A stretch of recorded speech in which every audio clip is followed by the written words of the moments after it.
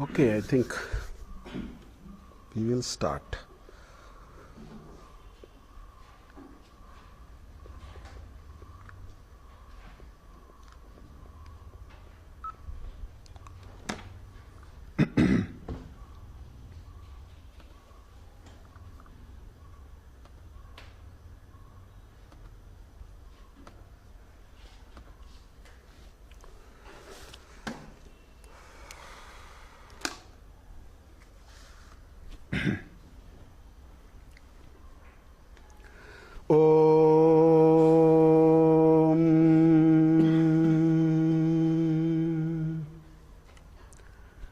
Yasmad jatam jagat sarvam yasminyeva praliyate yenetam dharyate chaiva tasmai jnanatmane namaha Ishvaro gururatmeti murti bheda vibhagine Vyomavat vyapta dehaya dakshinamurtaye namaha Taittiriya Upanishad mayacharya prasadataha vispashtartaruchinam hi vyakyeyam sampraniyate Om.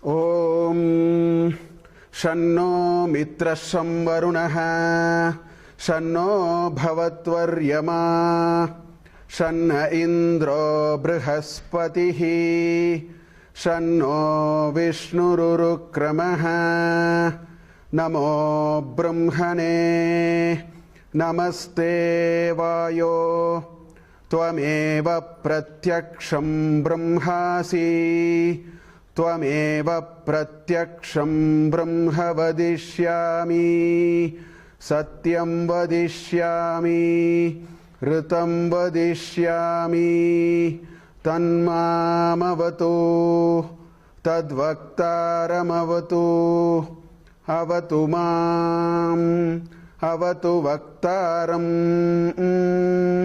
Om Shanti Shanti Shanti.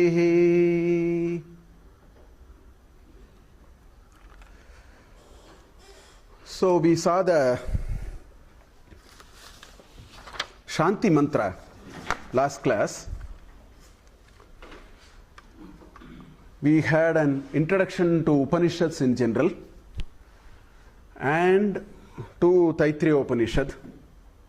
The structure of the Taittiriya Upanishad, the ideas broadly in Taittiriya Upanishad, and then we saw the Shanti mantra which I just uttered now. Now, we have a culture of Shanti mantras. Whatever we do,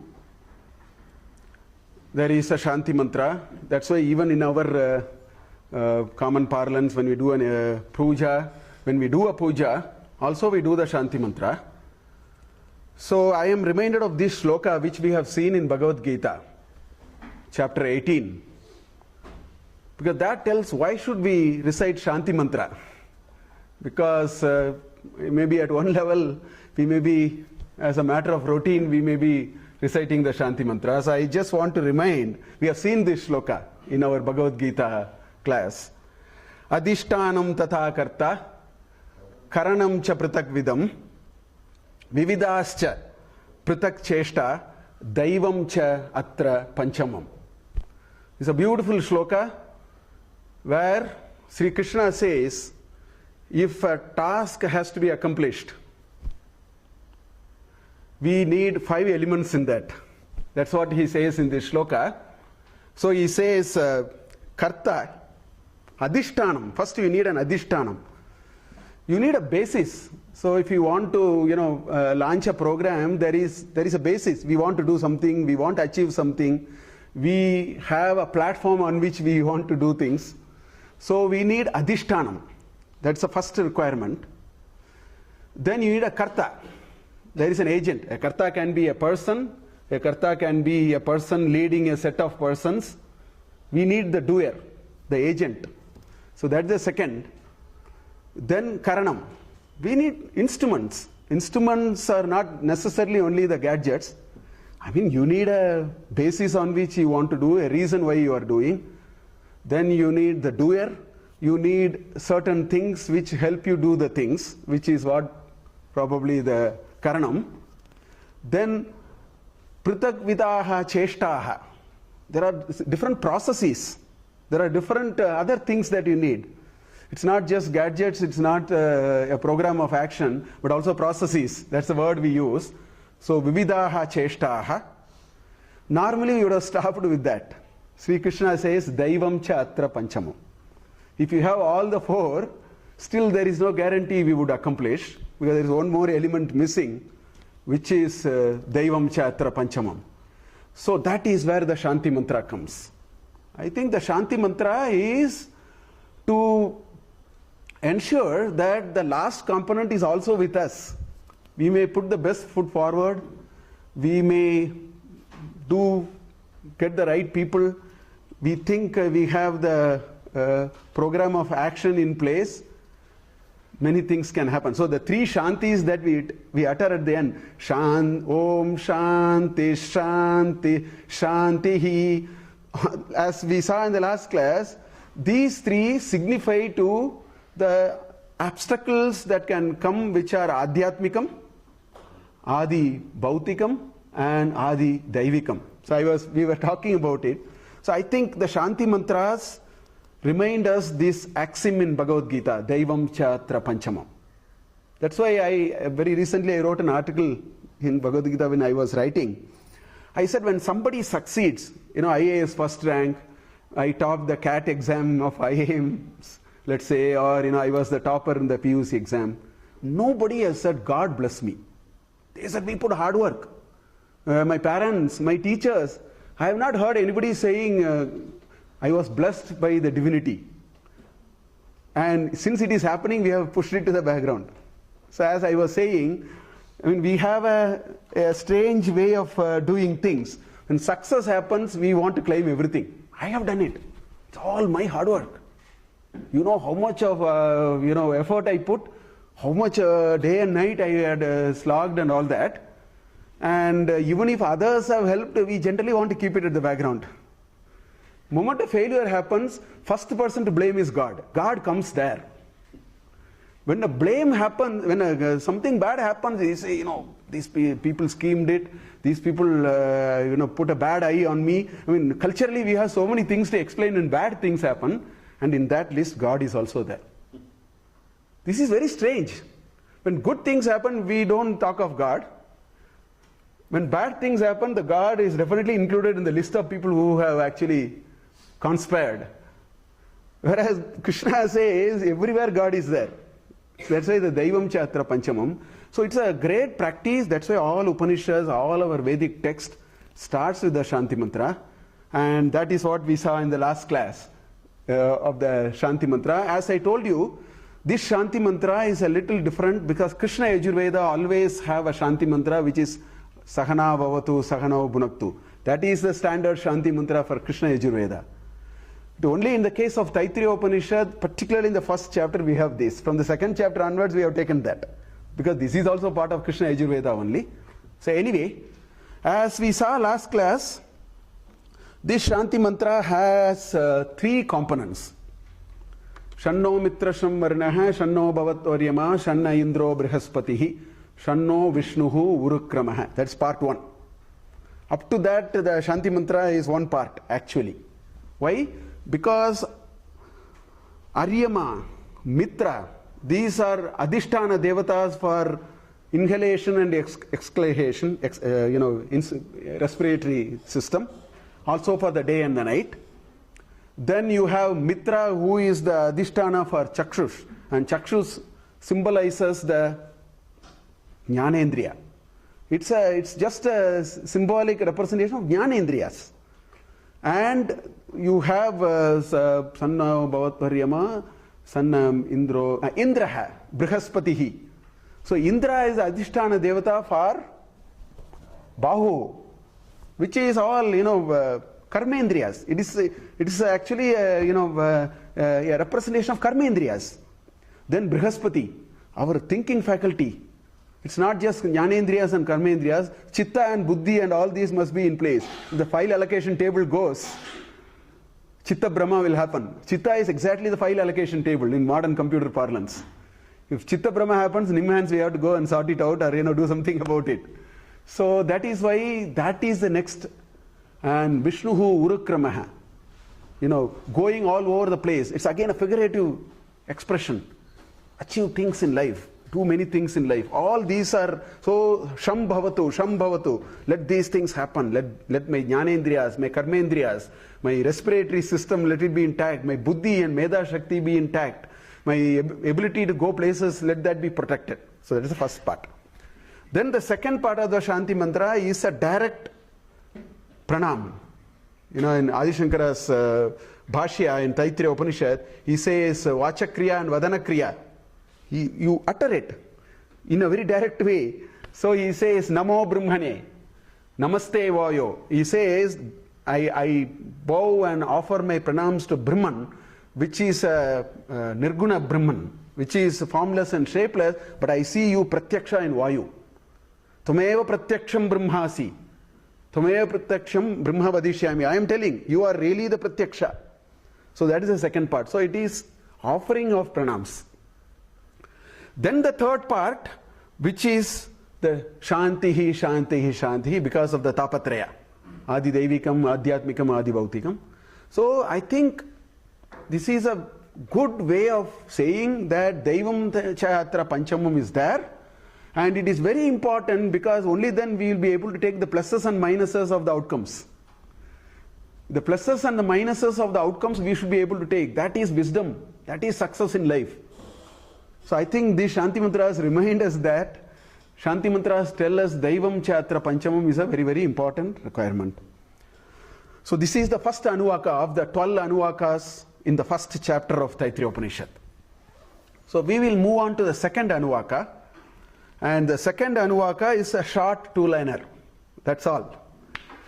Siksham akya syamaha varna swara matra balam samasantanaha ityuktasi ikshadhyayah. Just 2 lines.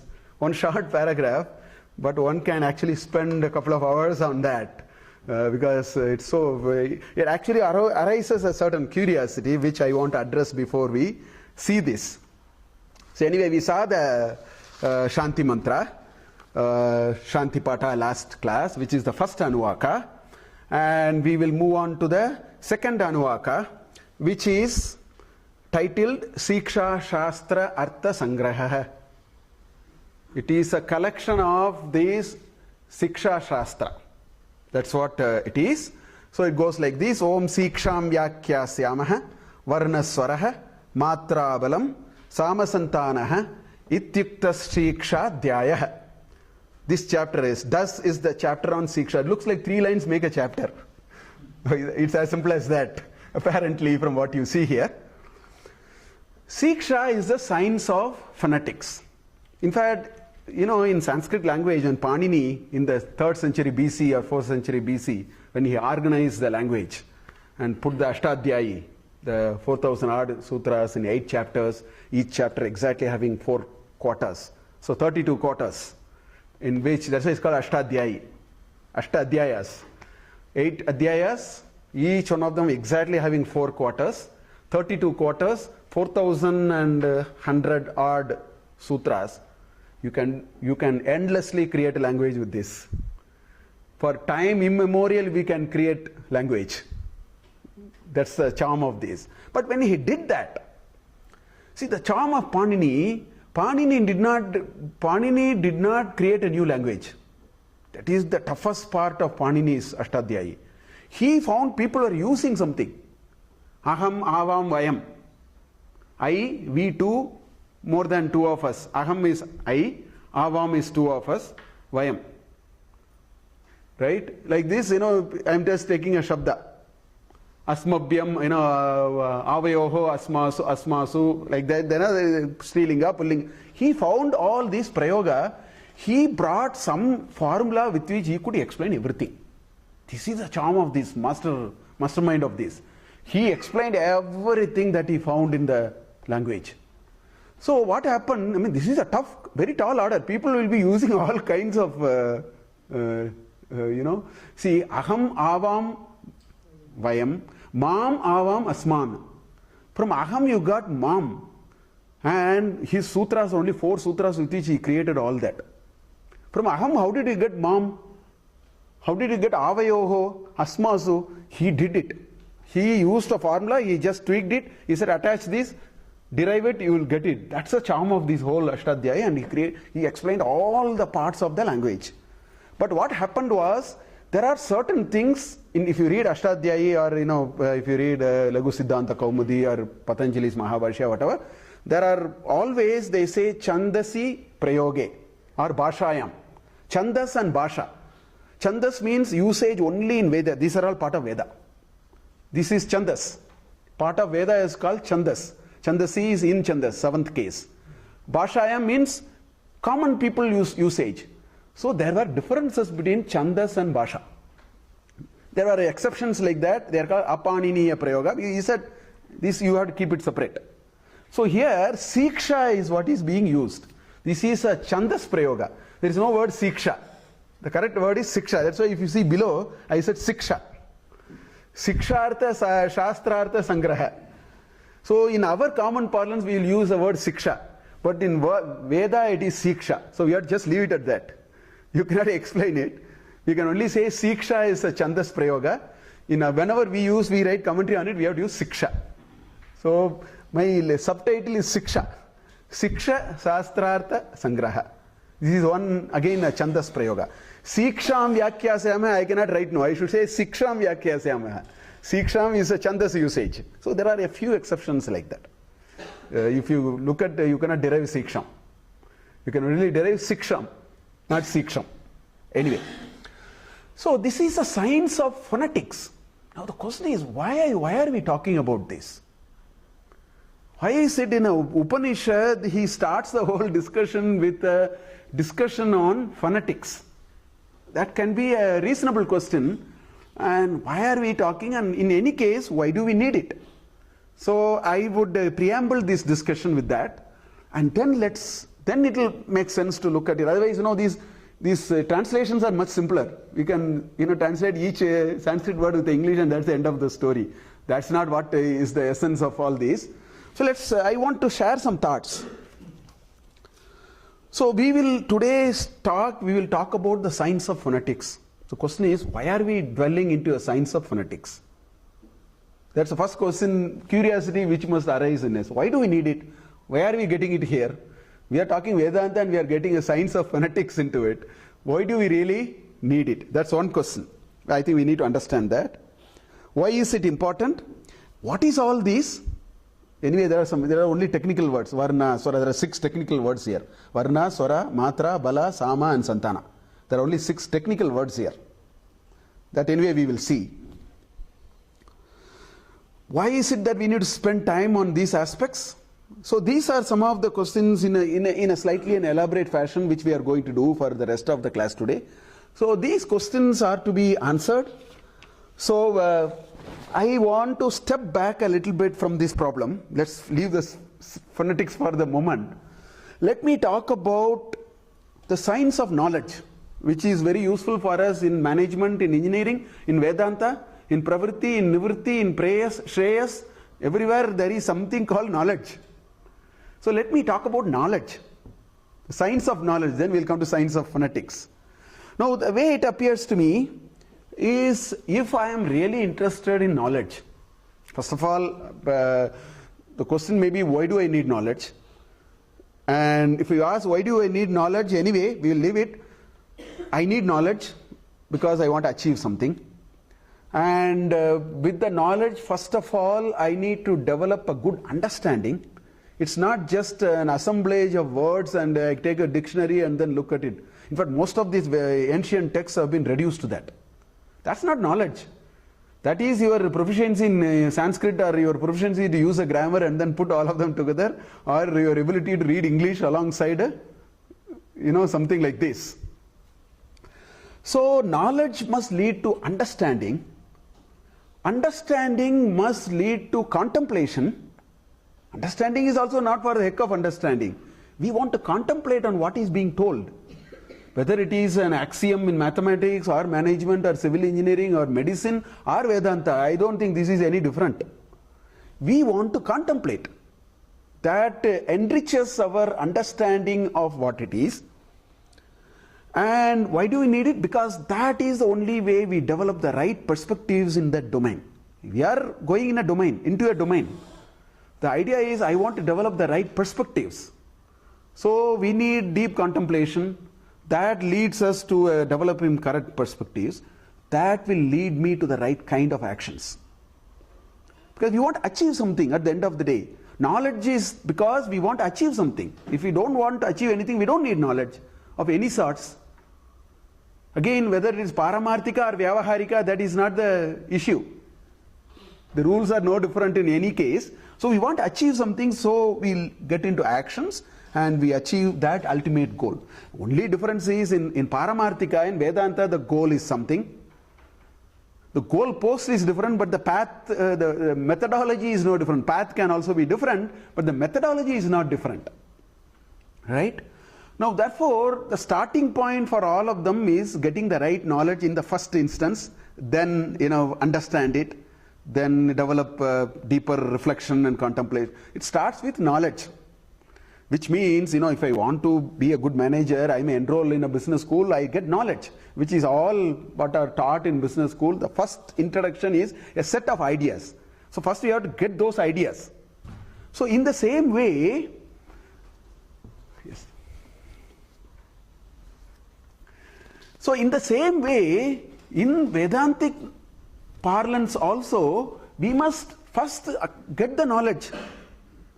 Now, this is where we need to now understand that we have been totally governed by a oral tradition. It is not at all a written tradition. In fact, there is a shloka, I can tell you that there are 6 ways by which you can say somebody is very inferior in chanting Vedas. One of them which I want to say is Likita Pati. You look at it and read. Keep it in front of you and read. Why did they say that? Because we have been transmitting ages in an oral tradition. So in this whole gamut of knowledge, picking the knowledge in the first instance, understanding it, developing deeper understanding, the first starting point is picking it correctly. Because it is an oral tradition. Because it is an oral tradition, then phonetics becomes very important.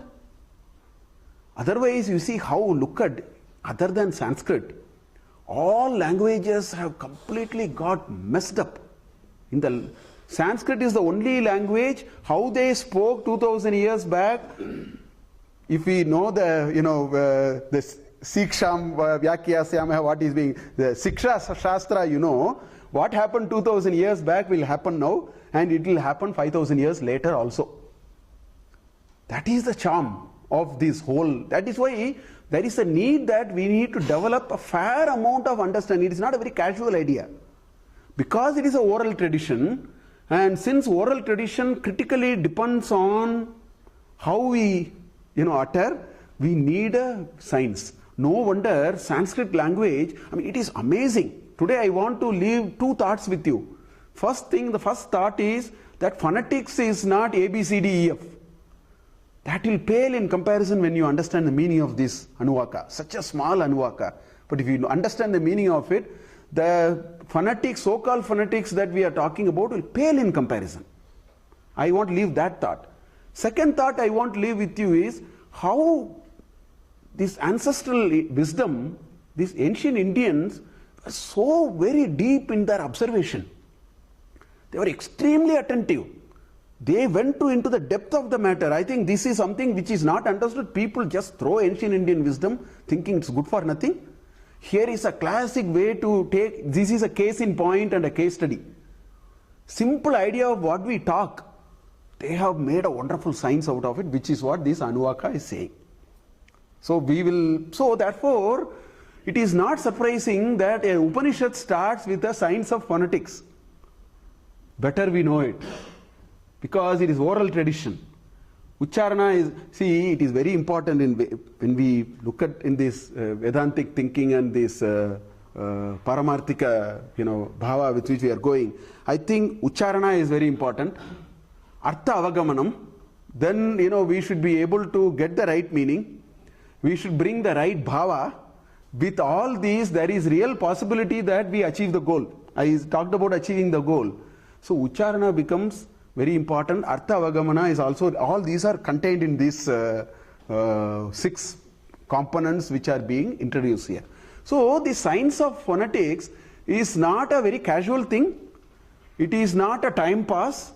It is a very critical piece of information for us. That's why, if you remember in the first class when we started this Upanishad, I put this Indian tradition of knowledge, one big slide I put. I brought so many things. If you can recall, the pyramid I had was, Samhitas, Brahmanas, Aranyakas, and, Upanishads and Vedanta on one side. And I put Veda, Angas. Siksha was very, very important. Chandas, Vyakarana.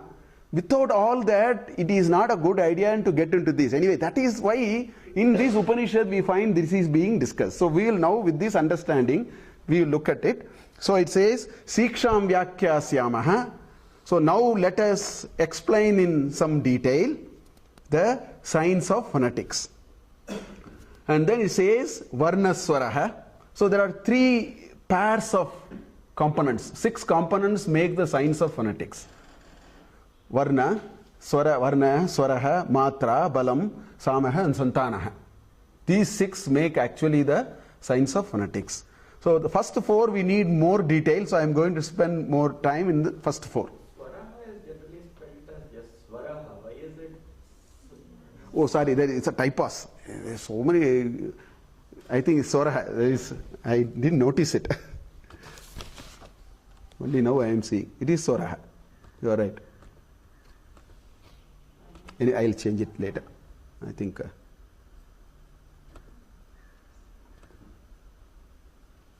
Okay. Yeah, it is Swaraha. It looks like a typo. It does autocorrect. I am working with a Sanskrit font and a Microsoft platform. I take a lot of time in finding the autocorrect, and so many things happen actually. I didn't notice this. No, in Sandhi, no, they are all the rules of the Sandhi. Visarga will become Lopa. If you split it, it will be there. That's why when you learn Vyakarana, first Sandhi Prakarana. First this Varnamala, that is the first Adhyaya. Then they get into Sandhi Prakarana, because without Sandhi it is very difficult to go anywhere. So it will be, Ach Sandhi, Hal Sandhi, Visarga Sandhi. Only then we get into, proper Vyakarana. So all those are part of it. Anyway. Now, what is the first thing they did? Surprisingly and interestingly, our ancient Indians were not just saying ABCD. They were saying, where is this sound originating from? Because unless you are tuned, if you take your child, people want my child to be the badminton champion, they want to become a great table tennis star and great cricket star and so on. We, parents take them, Sunday camp and Saturday camp. Just go and see. You know what he will do? First 3 months, 2 months, let's say tennis or table tennis. First 2 months he will focus on how do you hold your bat. You may say, what is going on here? These are the fundamentals. If you touch the fundamentals rightly, the possibility of going forward correctly is very high. So in the same way, our ancestors, what did they do first? It is a oral tradition. First you should know from where should you make the sound. If you don't know it, you will get it wrong. Your ucharana will go wrong. So that is the first clear-cut thinking, serious thinking they have done. So there are certain things which should originate only from the throat. Ah is one example. The kavarga is one example, for example. If you go and try it, you will find the sound has to come only from the throat. So first they analyze where are these sound coming from. This is doing a job thoroughly. Doing a job thoroughly, we should learn from ancient Indians. Since we haven't looked at any of those, we have no idea. Thoroughly they do. See, we talk about communication, right? In management parlance, they say there are some steps of communication and so on. But if you look at ancient Indian wisdom, communication is not like that. They have actually, Vaikari is only the last part. Para, Pashyanti, Madhyama, and then Vaikari. So they have analyzed what you speak finally comes from where. They have gone to such depth. Lalita Sahasranama, you'll find all these. Para, Pashyanti, Madhyama, and Vaikari. The modern communication literature analyzes the Vaikari that is coming out of the throat. And then it says, how do you, it doesn't happen like that. It is somewhere inside. So every science is deep. So this is like that. So first thing they said was there are certain areas from which certain sound will come. So I put that. Root of the mouth is palatal. If you try to say E, chavarga and all that, you will see it will come from the tip, the tongue. I will get into a little more detail. Then the tavarga will be, the tongue will be actually pointed towards the roof of the mouth. Actually, that's how it will happen. They have looked at it in such a great detail. Unless you do it, Ucharana Shuddhata will never happen. It's like holding the bat. This table tennis champion would have been, the coach would have held his bat for 3 months. No other job, only holding his bat. How do you hold it? So that is the step we are starting. Exactly the same like that. Right? And then some of them are, if you say tavarga, the tongue will hit the teeth. Without that you can't do. If you try it, you will actually find that. And then pavarga and makara and all those are, both the lips are required, otherwise you can't say. Oshto, that is, I will show you the, Panini, some of the vrittis I will show you, because that puts it in a particular way. So the first thing they did was, they took the ach. Ach is akara to aukara, that is called ach. Take the varnas and the vyanjanas, the consonants and the vowels, and first try to understand where is it originating from. Because if you don't have that kind of depth of understanding, ucharana shuddhata will never come. That's the end of the story. So this table shows where it is in terms of these varnas, and the next table actually shows the vyanjanas, which are the consonants. We'll see it in a little more detail. I've just put it here. So what did the first thing? So that's why it said, so varna is the set of sounds that we will create. Siksham vyakyasyamaha varna. That's the first thing. So varna is nothing but the set of sound we will create, and the thing says from where it will originate. Okay. So if you look at Siddhanta Kaumudi, this is the kind of Vartika that you will find. So Varna, how are it classified? It says Akuha Visarjaniyam Kantaha. So what it says? Akara. Ku means Kavarga. Kaka Gaga Nga. That is called Ku. It's called Kavarga. So that's a tag used in Panini's, In fact, Panini's entire thing is nothing but computer science. So beautifully uses tags, linked lists, data structures, data representation. I think computer science students must be actually taught the Ashtadhyayi and using Laghu Siddhanta Kaumudi, if not anything else, because it's all about that. I am stunned by what I see here. So Ku actually means Kavarga. So Pu means Pavarga, Chu means Chavarga, and so on. And then Ha, then the Visarjaniya, Visarja, which is the two dots, which produces a very similar sound like Ha. So A, Kavarga, Ha and Visarja, they all will originate from Kanta. That's what is the Vartika for the Panini's sutras on these. Ichu Yashanam Taluhu, Ikara and Chavarga, right? Cha cha cha ja nya, right? and ya and sha. All these come under talu, palatal. And that is the second description. Then he says, Ritu Rashanam Murdha. Cerebral, which is the tongue will point towards the roof of this mouth. That's why it's called Murdhini, towards that. So, Rukara and Tavarga, Tata Dada Na, and Sha. All of them will be cerebral. Then R, the R and Tavarga, Tata Dada Na.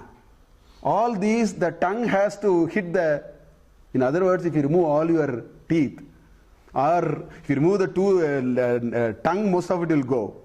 That's why some punishment is, cutting the tongue. Many of them will go if you remove the tongue, only Kanta and probably Oshto will remain, the rest will go. If you remove the teeth, some of them will go. That much detail. It looks like, today if they have to do it, they bring a very complex gadget and then put a serious telescope and see where is the tongue moving. They have done it in some ways. They have analyzed it in such depth. I want you to appreciate this. It's not the ABCD just like that. It's a hardcore science.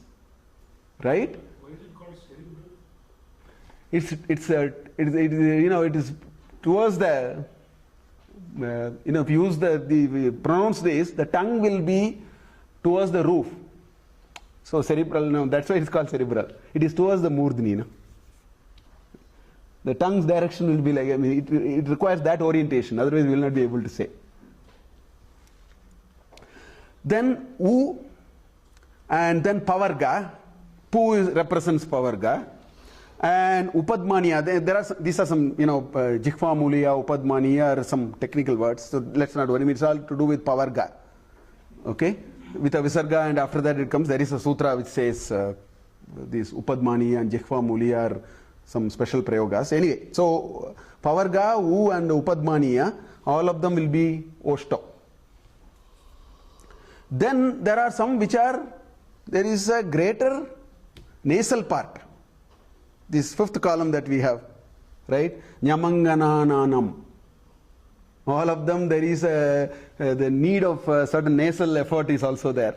So like this, I picked up only a few articles. I did not take all of them. It gets too long. All that I wanted to tell you is the first thing they have done is they have very thoroughly announced how the sound is actually coming. And they have put it. Now if you ask why do you need it? You need it, without this you cannot start Vyakarna. All these are detailed explanation for one simple Paniniya Sutra called Tulyasya Prayatnam Savarnam. There is one sutra like that. In order to explain it, the entire, this will be normally explained. Because many of the treatments they have to do, it's perfect computer science. If you put two words, what should you do? You need to know. Tulyasya Prayatnam Savarnam, that you should know. Otherwise, you will, so that is where all these are coming. From a grammatical perspective also, it is very important. Otherwise, you don't know how to construct even, put sandhi, how do you, put words together. All that is governed by some of these rules. I'll show you a final table in which I put all of them and color-coded them. I'll show you a little bit. Then Swara. So that is the first thing. So if you see here, there are these, yes. This is just one word over here. So where is the related explanation and all of that? Yeah. So that's not here. And the basic assumption is, before you do Upanishads, which is part of Veda, you would have done Siksha, you would have done Siksha, you would have done Vyakarana, you have done Chandas. I talked about that. If you know it, then no explanation is required here. You will take that book and read it in case you need it. That's the idea. I don't have to explain it, I just remind you. It's a very concise piece. Since I will not read it without knowing the basics of Vyakarana, I would have got it already. There is a Paniniya Siksha also separately that we need to read and so on. But one can take another text and then elaborate it, which is already available. So no point in elaborating it again here. Now, all these have these accents, Vedic accents, which are called swaras. So when I was, if I again chanted here, you say, Sikshambya Akyas Yamaha. When I said I came down in terms of my pitch. When I said Vyakyasyamaha, it was a longer pitch of the higher order, right? Sikshambhyakyas Varna. The na comes down, you just notice that. Varna Swara Matra Balam. The tra comes down, the rest are all in the same pitch if you see. Matra Balam, it goes up and then maintains the same pitch. Right? Matra Balam Sama Santanaha Ityukta. Up to Ityukta, the Sandhi, up to that it is at the same level if you notice in terms of this pitch, the variation that we are creating. Ityukta Shri Ikshadhyaya. So this is called Swara. Swara is the variation in the pitch. And there are sutras for that in Panini's this thing. These are the references. So when I have put 3 letter code, what it means is, as I told you, Ashtadhyayi has 8 chapters. Each chapter has 4 quarters.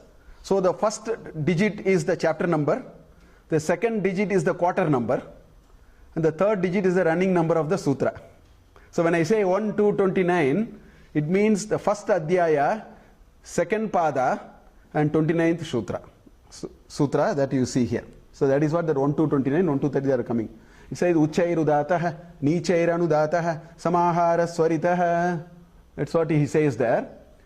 Now, actually, if you remember, I told in the first class, and I think in the last class also I mentioned, that of the 10 major Upanishads, Taittiriya Upanishad is special because Taittiriya Upanishad is the only Upanishad which has fully preserved these swaras. But my guru says, Ishavasya Upanishad, he says there is a Kilapada, there are variations. Brihadaranyaka Upanishad also has swaras which are all anudatas, but rest of the Upanishads we have lost the swaras. So Taittiriya Upanishad in some sense is that way special, and that's why a lot of people recite it, because the swara marks are intact. Now, if you actually read Panini's Ashtadhyayi and learn proper Vyakarana, you will actually understand Swara was an integral part of the language. We have lost most of it today. Just to give you an example, there is a Dhatu Pata. Bhu Satayam. Tunadi Samruddhav. Dugrinj Karane. Age Company. There are 2,200 like that. Today even the Dhatu Patas that we get, it doesn't come with Swara marks. We have lost that part. Everything was with swaras. But how do we know swaras are part of it? I have taken one sutra from the dhatu treatment of the verbs. If you look at, there is a set of formula for creating noun. There is a set of formula for creating verb. Sup and thing. That's what's called, right? So in the verb set of formula, I have pulled one formula here. These are all the definitions, presiding definitions before we get into the formula of finding how do you find went, how do you want I would go, I will be going, all that, how do you manufacture those formulas? You need some basic, one of them is this. It says, Anudata Nita Atmane Padam. So it says, if there is a dhatu with a anudata, what does it mean? Dhatu has anudata now. Today's dhatu pada we are not able to find it. There are only very specialized things, in general printing you don't see it. He says anudata, and there is something called ngit. If some dhatu has an anudata swara, which means swara is part of it, because that is one of the 3. Uchair udataha, nichair anudataha. So he says if a dhatu has an anudata, or if it is a ngit, then it belongs to what is called Atmane Padam. See, we have very nice structure. There is Parasmai Padam and Atmane Padam. Parasmai Padam means you do work, the benefit can be to you and it could be for others also.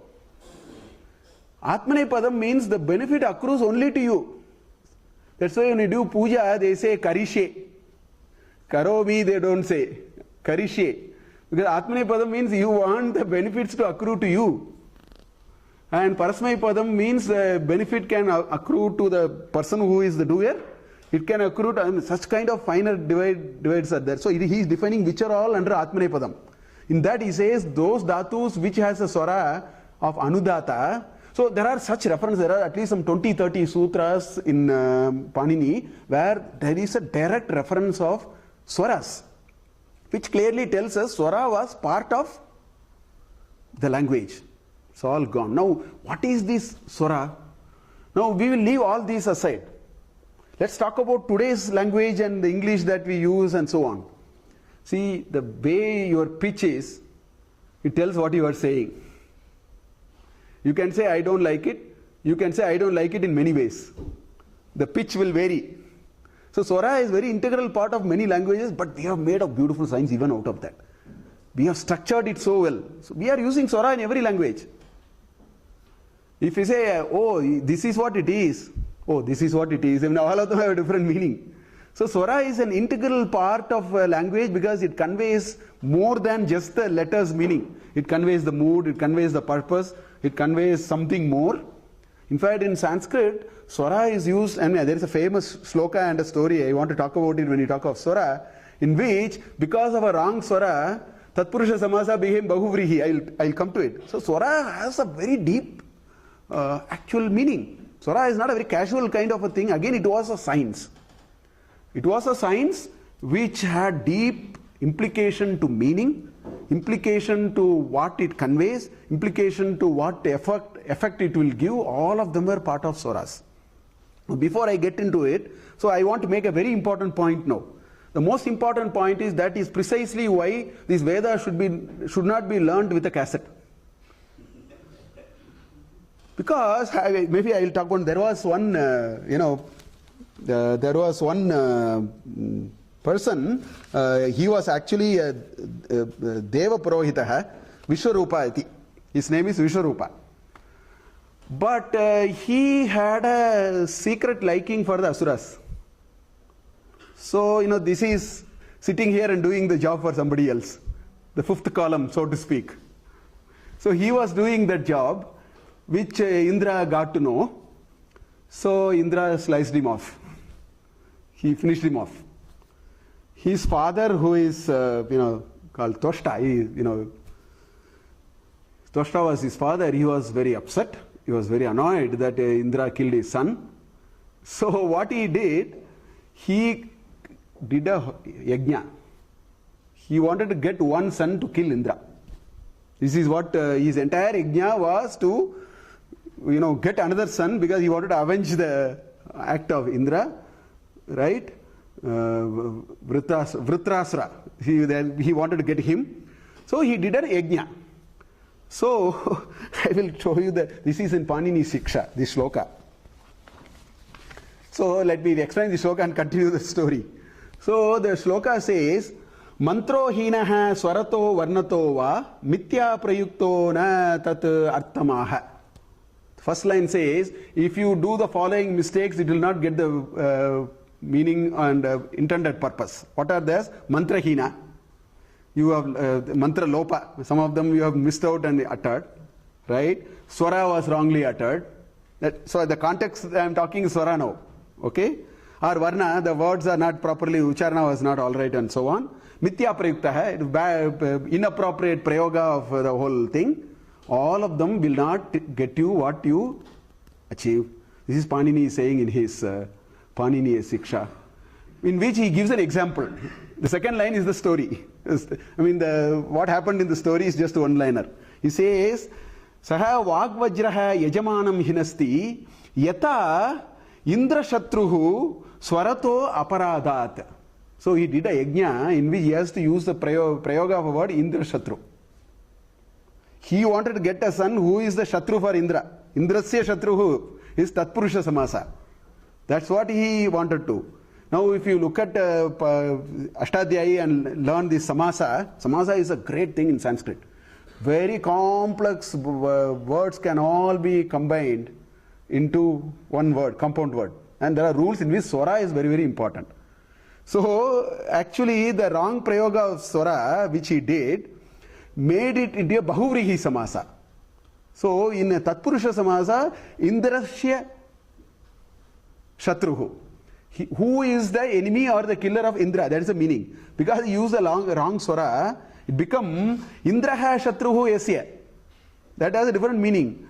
So it says he is doing an yajna for somebody, and what he says, for whom he is doing an yajna, and through that yajna he wants to get somebody who will kill his son. The meaning went the other way. I mean, this is a story just to explain, but the most important point is in the oral tradition, if you miss the ucharana, if you miss the swara, that's the end of the story. That's all. It's all, take us completely differently. That is why I think, so there are two implications of this. First of all, let us not, take this cassette and then this, CD and then generally play it like any light music, because this doesn't come like that. It requires a little bit of, so one. Secondly, if you are not able to do it, because a lot of people have a fixation, I will also tell Veda Mantra, it's not required. Our knowledge, let's say first day I talked about the richness of our knowledge. We don't have to get there. There are 100 ways by which, we can reach. All roads leads unto me. He is very beautifully expressed. So I think Swara is a very, very important. So that's the second part he talked about. Right? Then comes Matra. The third part of the oral tradition is Matra. This is again from the Ashtadhyayi. It says, Ukalo Jarasva Dirgha Plutaha. He says, see these, there are three length of uttering. Hrasva, Dirgha and Pluta. Hrasva is short, normal. We know that. Dirgha is longer, two matras. So there is a number of 1, 2 and 3 actually. So 1 is normal, 2 is longer, which is Dirgha. 3 is called Pluta. So that's what this is saying. So, and all of them have a meaning. For example, I put even Taittiriya Upanishad, it is there. Kaschana gaschati. There is a 3 I have written there. You see. Uta vidwan amul lokam pretya kaschana gaschati. You have to say 3 matras there. It's a Pluta. Aho vidwan amul lokam pretya kaschit samashnuta u so kamayata bahusyam prajayeti. Like that it goes. Now again, this is not fanfare, this is not fancy, it is not to break the monotony. 3 matras are not to break monotony. There are certain applications. 3 matra has certain emotions. When in doubt, 3 matras are used. Here actually that's a question. Kaschana gaschati. There is an element of an inquiry and inquisitiveness. So these matras are all loaded with meaning. For certain emotions it is there. Look at the second one. Agacha Krishna Atra Gaus Charati. There is a certain mood and there is a reason why a 3 matra is. You can't casually use all these. Again, it's all about uttering. And just in uttering, because it is oral tradition, I don't have a book. Today I can put 3 and then print and put it on a PPT and show it to you. Look at the problem. I must have a very efficient way of transferring knowledge to the next generation should transfer to the next generation. This is the problem they have solved. So they have used, Varna, Swara, Matra. Then they have used what is called Balam. This is the masterpiece. Nobody has analyzed sound to this extent. Again, Balam is all about effort. So far we have said that some of them come from the throat, some of them come from the tongue. That's all we said. And then we said there are variations in pitch. We also said that, there are 2 longer, smaller and so on. But they have gone one step further deeper. And they are saying that yatna dvivida. The effort that you make are of 2 types. That much they have actually looked at. They have said the effort that we make while we utter a statement or a word or a letter or whatever, there are two types of effort. I don't know how they actually found it in the first place. They are saying there are certain efforts which are abhyantara, internal. There are certain efforts which you can't see, sort of. Abhyantara prayatna and bahyascha. There are certain efforts which are outside. This much detail they have gone. So it shows how much of, depth of observation And how important it is, because if this oral tradition is not taught in this much detail, the Upanishad that we may be reciting today and the meaning that we get out of it would have been very different from what it is. You look at, there are some TV shows. Look at these TV shows. This is a standard competition I have seen in some of the TV shows. What do? There is one person here, and that person looks at a piece of paper, and then he whispers something to somebody's ears, and it gets on like this, and at the end of the 5-6 people, they actually tell. Sometimes you find that this is different from that. Problem is that complex.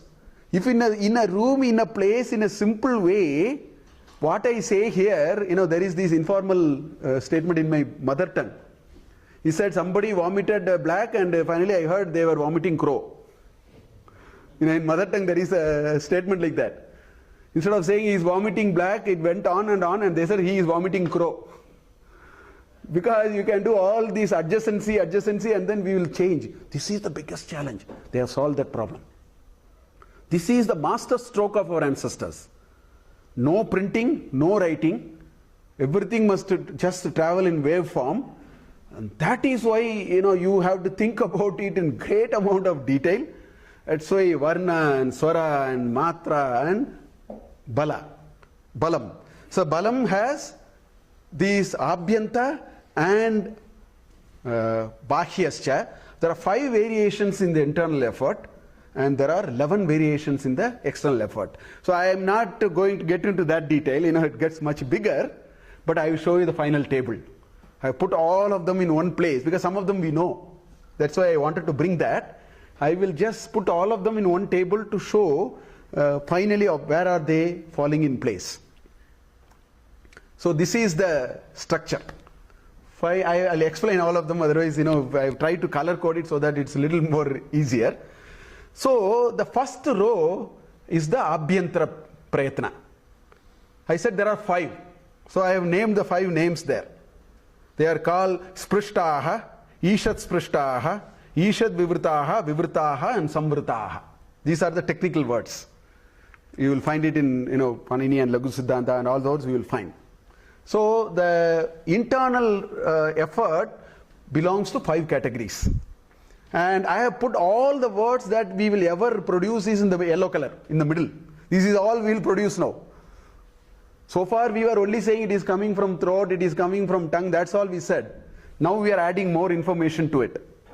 We are now mapping, so you can map, each one of them is mapping to all these. So on the top you have, for example, the Kavarga and the Chavarga, Tavarga, and all of them are called Sprishtaha. Because they are all mapping to that. There is a common thing there. Whereas these Ya, Va, Ra, and La are called Ishat Sprishtaha. There are 4 alone. Sha, Sha, Sa is called Ishat Vivrtaha. Ha is, and also Ha. Both of them are in the same category now. So this is how we have to understand the Abhyantara Prayatna. Then below, there are 11. So I have color coded differently. Some of them we know. Because outside we can detect. Inside you have to read the theory and find out. Outside you can detect much easily. For example, we know there is Alpa Prana and Mahaprana.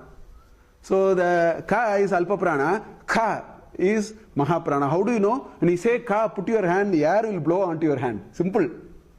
You say Ka, air will not blow. You say Kha, there will be a bout of air. That's why it's called Mahaprana. Cha, Cha, all that is there. So Alpa Prana, Mahaprana is one type of, so 2 out of 11 we have found.